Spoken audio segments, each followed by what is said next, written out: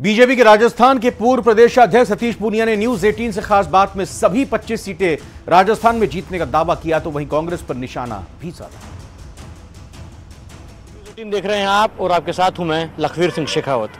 लोकसभा चुनाव के सियासी रण में एक और जहां प्रत्याशी अपनी जीत दर्ज करने के लिए दिन रात मेहनत कर रहे हैं, तो वहीं विभिन्न राजनीतिक दलों के कई दिग्गज राजनेता अपनी पार्टी को जीत दिलवाने के लिए पर्दे के पीछे लगातार काम कर रहे हैं। ऐसे में संगठनकर्ता की बात हो और हम भारतीय जनता पार्टी के पूर्व प्रदेश अध्यक्ष सतीश पूनिया से बात ना करें, ऐसा हो नहीं सकता। सतीश जी, आपका स्वागत है। जी धन्यवाद।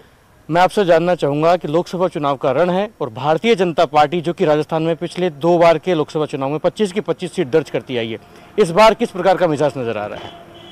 देखिए, बहुत फर्क नहीं है। 14 का वोट ये कहा गया कि एंटी इनकम्बेंसी है और उसके बाद 19 का वोट ये कहा गया कि ये भरोसे का वोट है।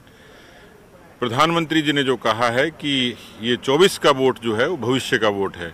मुझे लगता है कि भारतीय जनता पार्टी, एनडीए और प्रधानमंत्री ने जो प्राथमिकताएं तय की हैं, उनकी कोशिश है कि एक मजबूत लोकतंत्र के लिए एक स्थायी सरकार चाहिए और स्थायी सरकार को देने में सक्षम कोई है तो भारतीय जनता पार्टी, एनडीए और मोदी खुद हैं।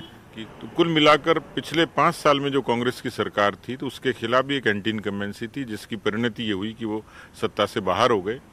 महज 100 दिन में जो कमिटमेंट किया भजनलाल जी की सरकार ने, वो चाहे पेपर लीक हो, चाहे पेट्रोल डीजल के वैट को कम करने की बात हो, चाहे ईआरसीपी हो, चाहे यमुना जल समझौता हो, ये 4 बड़े फैक्टर थे जिससे लोगों में एक भरोसा पैदा हुआ कि कम समय में राजस्थान की सरकार ने डबल इंजन की भावना को साकार करते हुए मोदी की सरकार से उस इंजन ने वेवलेंथ बनाई।